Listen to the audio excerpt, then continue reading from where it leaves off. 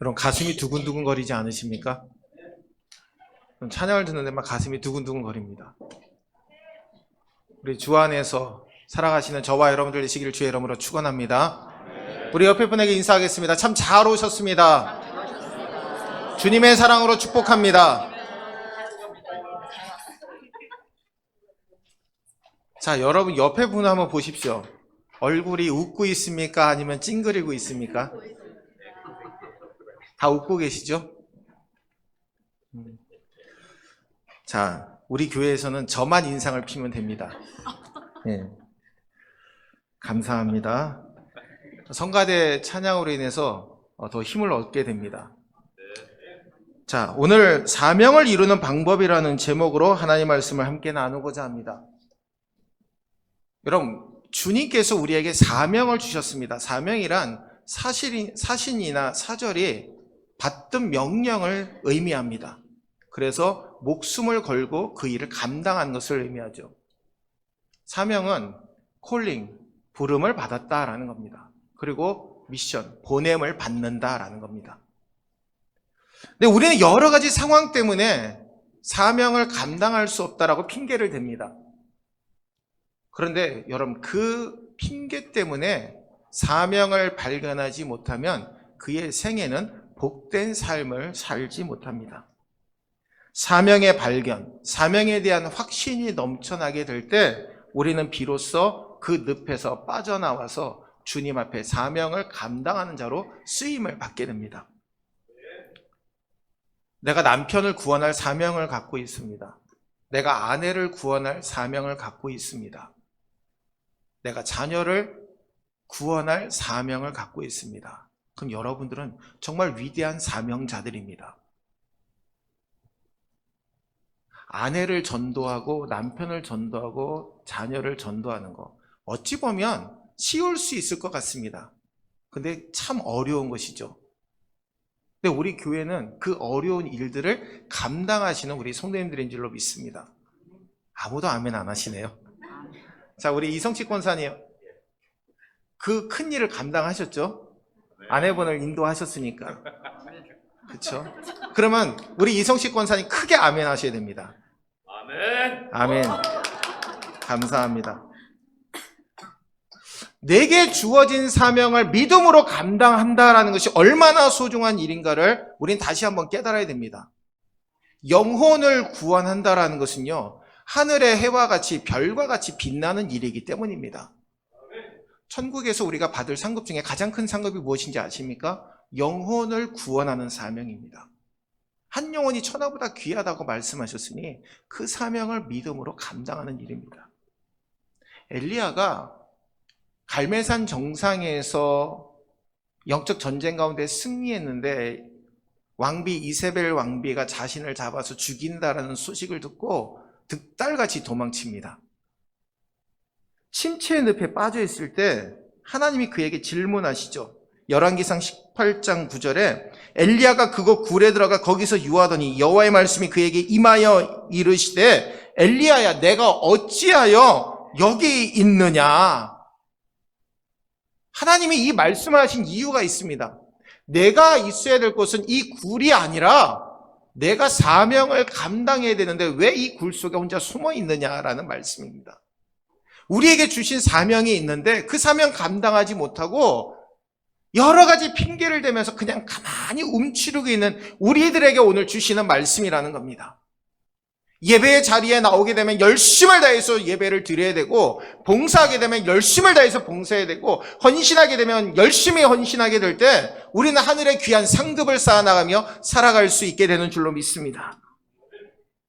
여러분, 힐티라고 하는 사람은요, 그의 저서 가운데 잠 못 이루는 밤을 위하여라는 책에서 행복의 원천에 대해서 이렇게 말하고 있습니다. 인생에서 가장 행복한 날은 자신에게 주어진 사명을 발견하는 날이다. 사람에겐 세 가지 탄생이 있어야 된다고 합니다. 첫 번째, 육적인 탄생이 있어야 됩니다. 두 번째는 영적인 탄생이 있어야 되고, 세 번째는 사명적 자아를 발견하는 겁니다. 여러분들은 지금 사명을 발견하셨습니까? 주님을 위해서 일할 준비가 되어 있으십니까? 그렇다면 여러분들 참으로 행복한 자들임을 분명히 믿으시기를 주의 이름으로 축원합니다. 아담과 하와는요, 사명을 잃어버렸습니다. 뱀의 유혹에 빠지다 보니까 주님은 온데간데 없고 자기들의 벌거벗은 몸만 부끄러워했다라는 것이죠. 그러다 보니 하나님의 은혜는 다 잊어버리고 말았습니다. 그러니 그들은 참으로 비참한 원죄를 뒤집어쓴 사람이 되고 말았습니다. 가룟 유다는 어떠합니까? 예수님을 열심히 쫓아다녔습니다. 그런데 그가 은 30에 예수님을 팔아버리고 그의 생애를 비관한 나머지 자살하게 됩니다. 그도 사명을 잃어버린 자였습니다. 근데 반면에 베드로는 어떤 사람입니까? 예수님을 3번 부인했습니다. 그것도 여종의 물음에 처절하게 무너져버린 자신의 모습을 보고 통회하며 자복했죠. 하나님, 내가 잘못했습니다. 그렇게 예수님을 쫓아다니고 예수님의 말씀을 많이 들었던 제가 주님을 멀리하고 주님을 부인했습니다. 회개합니다. 주님께서 찾아와 주셔서 그에게 사명을 재발견하게 하시고 그를 귀하게 들어 쓰심으로 말미암아 그가 말씀을 선포할 때마다 3,000명, 5,000명이 회개하고 주님께로 돌아오는 그 영혼 구원의 사명을 감당하게 된 줄로 믿습니다. 할 일이 있는 사람은요, 절대로 하나님이 먼저 부르시지 않습니다. 그 일을 감당할 때 하나님이 부르심을 분명히 믿으시기를 주의 이름으로 축원합니다. 2차 세계대전 때 독일 아우슈비츠 수용소에 감금된 사람들 가운데 2부류의 사람들이 있었습니다. 한 부류의 사람은 매일매일 한 컵에 담긴 물을 배당을 받는데 그 물에서 조금을 남겨서 면도를 하고 하루하루를 반드시 내가 이곳에서 나갈 희망을 가지고 산 사람은 생명을 건졌다라는 겁니다. 그런데 면도도 하지 않고 생에 대한 희망도 갖지 못한 사람은 결국 그 수용소에서 죽고 말았습니다. 사명을 가진 자는 절대로 죽지 않습니다. 그 사명이 감당하고 마지막으로 정말 완수되는 날이 하나님께서 부르시는 날이기 때문입니다. 여러분, 의사이자 선교사, 아프리카 탐험가로 평생을 바친 리빙스턴 선교사님이 밀림을 탐험할 때 맹수의 습격을 받아 죽을 뻔한 적이 있었습니다. 근데 그를 따르던 조수가 선생님, 큰일 날 뻔하셨습니다. 죽을 뻔하셨습니다. 라고 했더니 아니다. 하나님이 내게 주어진 사명을 믿음으로 감당할 때까지 나는 절대 죽지 않는다라고 고백했다고 합니다. 우리 예수님은요, 인류를 구원하시기 위해서 이 땅에 십자가지로 오셨습니다. 어느 누구가 형벌을 받기 위해서 이 땅에 옵니까?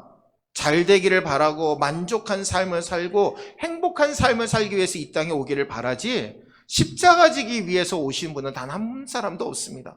오늘 이 시간 여러분들에게 십자가 지라고 하면 목사님 무슨 말씀하시는 거야? 내게 주어진 삶이 얼마나 행복하고 기쁜 일들이 많은데 내가 왜 십자가를 져? 라고 반문하실 겁니다. 근데 주님은요, 이 땅에 오셔서 그 십자가를 지셨습니다. 그리고 다 이루었다라고 선포하셨죠. 사명을 감당하셨습니다. 오늘 우리 하나님께서도 우리 예수님께서도 우리에게 지금 말씀합니다. 내게 주어진 사명을 다 완수하고 내게로 와서 칭찬을 받고 의의 면류관의 축복을 받으라 라고 주님이 선포하고 계심을 여러분 분명히 믿으시기를 바랍니다. 오늘 우리 교회와 우리 성도들에게 주신, 저에게 주신 사명이 있습니다. 복음을 땅끝까지 증거하는 사명입니다. 아브라함을 부를 때 젖과 꿀이 흐르는 땅으로 가게 하시고 내 자손으로 큰 민족을 이루겠다는 사명을 주셨습니다. 아브라함은 그 사명을 그대로 믿었습니다. 솔로몬에게는 성전 건축의 사명을 주셨고 느헤미야에게는 예루살렘 성벽을 재건하는 사명을 주셨습니다. 에스더에게는 민족을 살리는 사명을 주셨습니다. 오늘 우리에게도 이 사명이 주어져 있음을 여러분 분명히 믿으시기를 바랍니다. 사도행전 20장 24절에 나의 달려갈 길과 주 예수께 받은 사명과 하나님의 은혜의 복음 증거하는 일을 마치려 하면은 나의 생명을 조금 더 귀한 것으로 여기지 아니하노라. 사도 바울은 복음 증거의 삶을 살아가는 것을 가장 귀하게 여기고 그것을 감당하고자 애썼다라는 겁니다. 그러면 사도 바울은 어떻게 그 사명을 믿음으로 감당했습니까? 오늘 7절 말씀 우리 함께 읽겠습니다. 나는 선한 싸움을 싸우고 나의 달려갈 길을 마치고 믿음을 지켰으니. 아멘. 여러분, 선한 싸움을 싸우고 나의 달려갈 길을 마치고 믿음을 지켰다라고 말씀합니다. 사도 바울은 바로 이 세 가지의 모습을 통해서 자신에게 주어진 믿음의 일들을 감당했다라는 것이죠. 그러면 이 말씀이 기록될 때가 언제입니까? 6절 말씀 함께 읽을까요? 전제와 같이 내가 벌써 부어지고 나의 떠날 시각이 가까웠도다. 아멘. 전제라고 하는 제사는 포도주와 함께 제물을 드리는 제사를 의미합니다. 관제라고도 불려집니다. 즉, 내가 제물이 되어서 하나님 앞에 드려지는 것을 의미합니다. 전제와 같이 내가 벌써 부어지고 나의 떠날 시각이 가까웠도다. 죽음이 임박했다라는 것이죠. 여러분, 사람들은 죽음 그러면 굉장히 두려워합니다. 그러나 우리 믿는 자들에게는요, 하나님께로 가는 그 시간이기 때문에 귀하고 값진 것임을 우리는 분명히 깨달아야 됩니다. 여러분, 이 당시에는 로마 황제 네로가 광기에 사로잡히다 보니까 로마 시내에 자신이 화재를 냅니다. 불을 냅니다. 그런데 그 책임을 누구에게 돌립니까? 기독교인들에게 돌립니다. 그래서 기독교인들에게 로마 시내에 화재를 냈다라는 그 억울한 누명을 씌워서 잡아들입니다. 그리고 산채로 불을 붙여서 로마 시내를 밝히는 횃불로 쓰고, 그리고 짐승의 가죽을 입혀서 내보냅니다. 그러면 개들이 그 짐승의 냄새를 맡고 그들을 물어 뜯어 죽입니다. 그리고 원형 경기장에서 맹수들의 밥이 되게 하고 여러 가지 고문을 합니다. 이러한 시기에 사도 바울은 지금 감옥에 갇혀 있으면서도 이렇게 고백하고 있는 겁니다. 나는 선한 싸움을 싸우고 나의 달려갈 길을 마치고 믿음을 지켰으니 내가 죽음이 임박해 있어도 내게 주어진 그 믿음의 사명을 감당하겠습니다. 바로 이 믿음의 고백이 저와 여러분의 고백이 되시기를 주의 이름으로 축원합니다. 그러면 우리가 사명을 이루는 방법이 어떠한 것입니까? 먼저 오늘 본문의 말씀처럼 악한 싸움이 아니라 선한 싸움을 싸우는 겁니다. 그러면 악한 싸움이 무엇일까요? 내가 옳다라고 하는 동기를 가지고 싸우는 싸움을 의미합니다. 우리는 인생 가운데 살아가게 될 때 누구든지 다 싸움을 합니다. 믿는 사람이나 믿지 않는 사람이나 모두 다 싸움을 합니다. 근데 중요한 것은 그 동기가 어떠하니에 따라서 악한 싸움과 선한 싸움으로 구분되어진다라는 겁니다. 여러분, 정치권에서도 막 싸움이 일어날 때 보면 내가 옳다라는 데서 싸움이 일어납니다. 교회도 마찬가지입니다. 내가 옳다 해서 다툼이 일어나는 것이지 아닙니다. 주님께서 말씀하신 것이 참된 진리입니다. 말씀이 우리의 목표입니다라는 교회는 절대 다툼이 없습니다. 나는 부족하고 연약합니다. 주님만이 옳습니다. 여러분, 교회 내에는요, 다른 파가 필요 없습니다. 바울이 고백한 것처럼 바울파, 아볼로파 다 필요 없습니다. 우리는 다 예수파만 되면 됩니다. 오직 예수 그리스도만을 우리의 스승 삼고 우리의 아버지 삼고 주님만을 따르면 됩니다. 그러한 자가 싸우는 싸움이 선한 싸움입니다. 사도 바울의 이전의 모습이 어떠합니까? 예수 믿는 자들 감옥에 집어넣고 대제사장에게 인정받는 게 그의 인생의 싸움이었습니다. 그런데 다메섹 도상에서 예수님 만나고 완전히 달라졌습니다. 근데 다메섹 도상에서 예수님 만났을 때 두 가지 질문을 하죠. 주님 누구십니까? 주님 무엇을 하리이까? 우리가 사명을 감당할 때, 그리고 선한 싸움을 할 때 가장 중요한 것은 내가 누구인지를 분명히 깨닫는 겁니다. 아, 나는 하나님의 자녀. 이 땅에 복음을 증거하도록 하나님이 보내신 사람. 그 사명을 깨닫는 자가 하나님의 사명을 감당하는 자가 됩니다. 그리고 내가 무엇을 할까? 내가 무엇을 하리까? 주님 내게 알게 하여 주옵소서. 이 모든 것들을 감당하게 될 때 직분도 감당하게 되는 겁니다. 주님이 누구이신지, 주님이 우리를 통해 무엇을 하기를 원하시는지 깨닫게 될 때 우리는 선한 싸움을 하는 믿음의 사명자가 됨을 여러분 분명히 믿으시기를 주의 이름으로 축원합니다. 로마서 7장 24절에 오호라 나는 곤고한 사람이로다. 이 사망의 몸에서 누가 나를 건져내랴. 사도 바울도요 수도 없이 싸웠습니다. 몸에 질병이 있다 보니까 그 육체의 가시, 사단의 가시 때문에 너무나 힘들어했습니다. 근데 그 가운데서도 선한 싸움을 싸우고자 주님만이 내 삶의 최고봉입니다. 주님만이 내 삶의 목표가 됩니다. 주님만이 내 삶의 주인이심을 인정하고 고백했더니 그 믿음의 선한 싸움을 싸우고 사명을 감당했다라고 그는 고백하고 있습니다. 사랑하는 우리 성도 여러분, 오늘 이 시간 믿음으로 결단하면 좋겠습니다.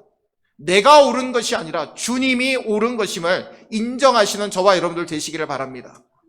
여러분 주님 앞에 섰을 때, 그리고 우리가 주님 앞에 믿음으로 서게 될 때 나는 아무것도 아닙니다.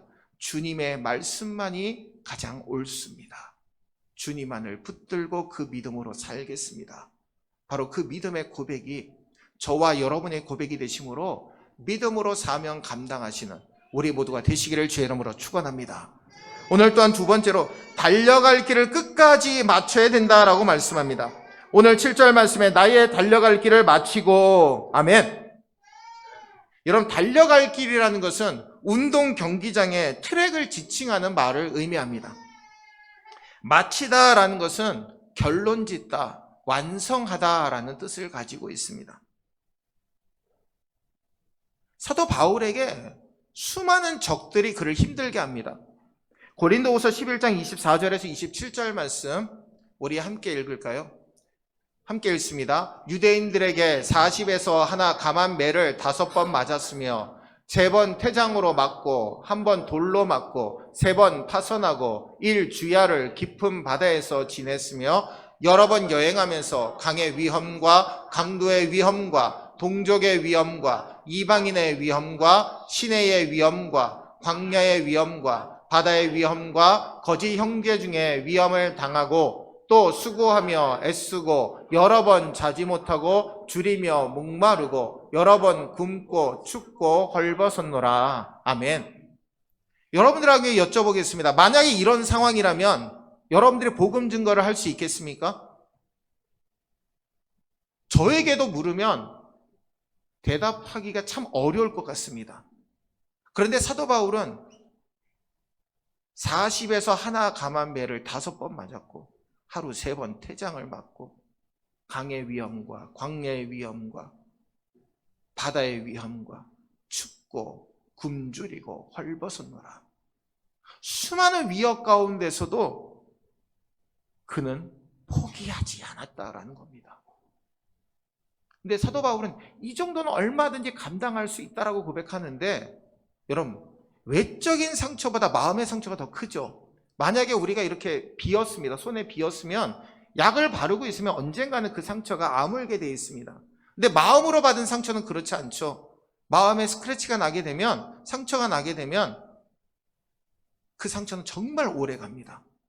문득문득 좀 아물다 싶어도 언젠가 또다시 생각나면 그 상처가 벌어집니다. 이게 바로 마음의 상처입니다. 바로 바울에게 이러한 상처가 너무나 많았다라는 거죠. 갈라디아 교회 성도들은 어떠합니까? 그를 사도로 인정하지 않았습니다. 고린도 교회 성도들은 어떠합니까? 거짓 교사들의 유혹에 빠져서 야 바울은 이중인격자야. 이중인격자야. 그를 비난하고 힐난했습니다. 바울의 마음이 어떠했겠습니까? 고린도 교회 성도들을 위해서, 갈라디아 교회 성도들을 위해서, 에베소 교회 성도들을 위해서, 빌립보 교회 성도들을 위해서 열심히 아무런 대가 없이 복음을 증거했는데 돌아오는 것은 비난밖에 없었다라는 거죠. 포기하고 싶은 생각이 이 목구멍까지, 이 머리까지 계속 올라왔을 겁니다. 내가 이 일을 계속해야 되나? 정말 저들을 사랑하고 저들에게 복음을 전해야 되나 너무나 마음이 답답했다라는 겁니다. 그런데 오늘 본문에 보니까 디모데후서 2장 17절에 그들의 말은 악성 종양이 퍼져나간 것 같은데 그 중에 후메네오와 빌레도가 있느니라. 후메네오와 빌레도, 그리고 부겔로와 허모게네도, 그리고 대만은 이 세상을 사랑해서 나를 버리고 데살로니가로 갔고, 4장 14절에 보니까 구리 세공업자 알렉산더가 내게 해를 많이 입혔음에, 주변을 살펴보니까 자신을 힘들게 하는 사람들밖에 없더라는 겁니다. 아무리 돌아봐도 자신을 힘들게 하는 사람들밖에 없는데 주께서 그 행한 대로 그에게 갚아주셨다라는 겁니다. 그런데 또 돌아보니까 자신에게 해만 가한 사람들만 있는 것이 아니었다라는 겁니다. 자기를 돕는 사람들이 하나님께서 자신을 유익하게 만들기 위해서 그에게 붙여준 사람들이 있었다라는 겁니다.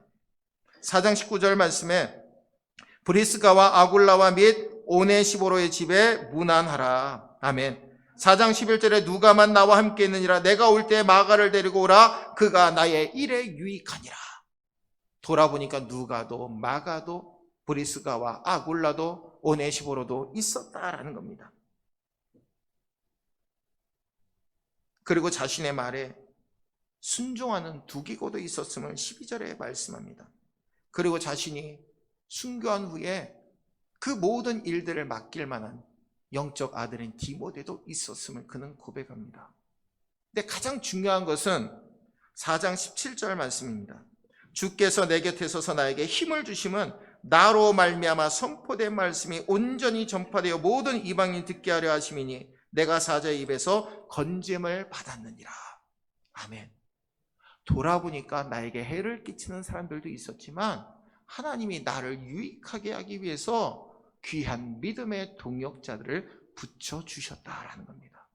근데 거기에다 가장 중요한 것은 우리 예수님께서 내게 힘을 주셔서 사자의 입에서 건져주시고 그 사명을 믿음으로 감당하게 하셨다라는 겁니다. 4장 18절 말씀 우리 함께 읽겠습니다. 주께서 나를 모든 악한 일에서 건져내시고 또 그의 천국에 들어가도록 구원하시리니 그에게 영광이 세세 무궁토록 있을지어다. 아멘. 주님이 우리를 불러주셨음을 분명히 믿으시는 저와 여러분들, 주님 앞에 가는 그 순간까지 그 믿음을 놓지 않는 우리 모두가 되시기를 주의 이름으로 축원합니다.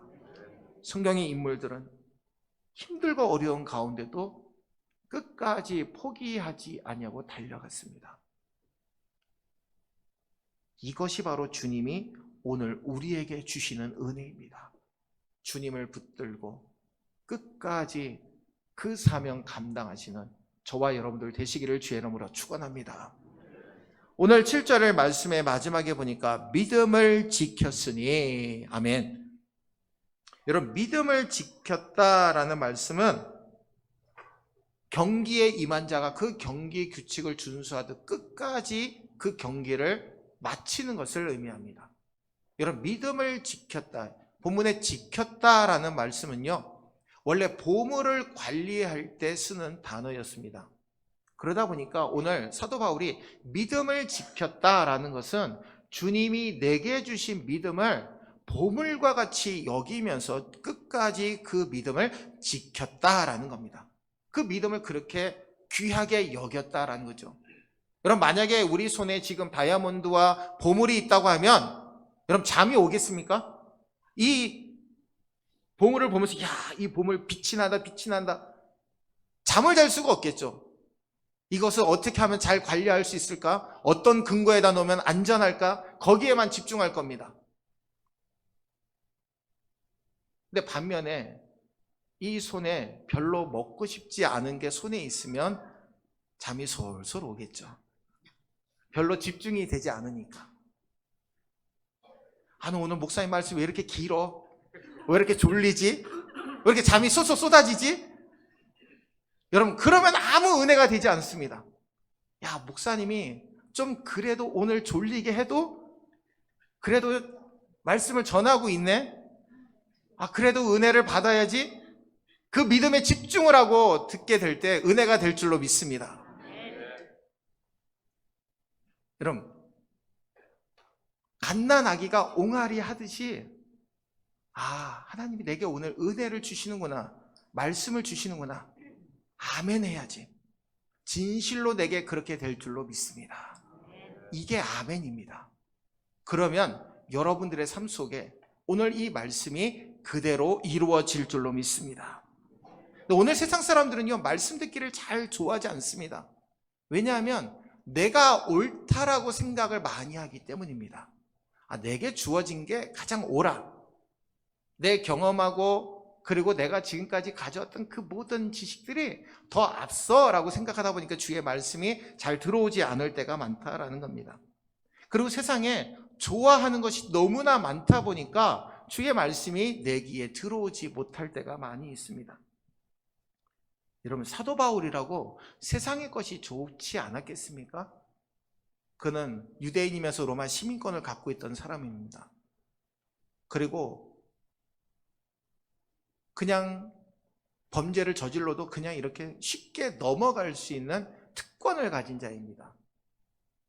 그런데도 불구하고 8절 말씀에 이제후로는 나를 위하여 의의 면류관이 예배되었으므로 주 곧 의로우신 재판장이 그날에 내게 주실 것이며 내게만 아니라 주의 나타나심을 사모하는 모든 자에게 도니라. 아멘. 믿음을 지키는 자에게 하나님께서 의의 면류관을 주신다고 약속해 주셨으니 그 약속의 말씀을 믿고 내가 이 세상에 미련을 두지 아니하고 천국에 대한 소망을 품고 살아갑니다 라고 고백하고 있는 사도 바울의 모습을 보게 됩니다.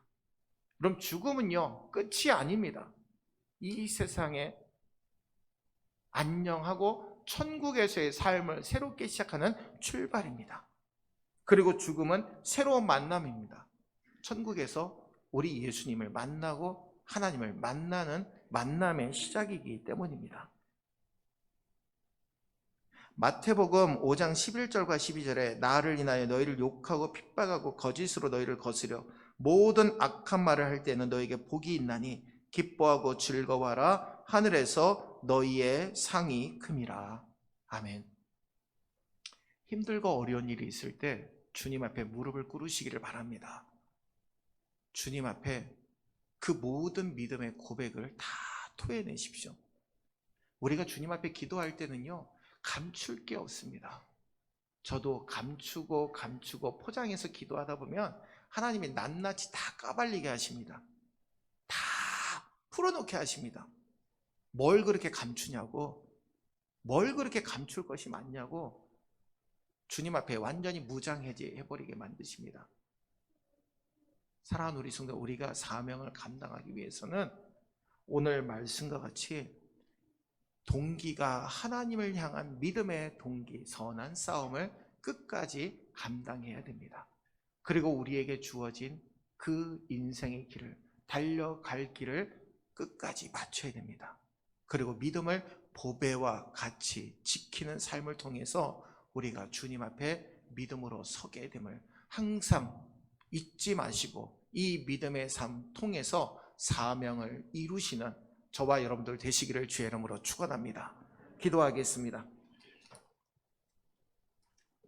사랑과 은혜가 풍성하신 주님,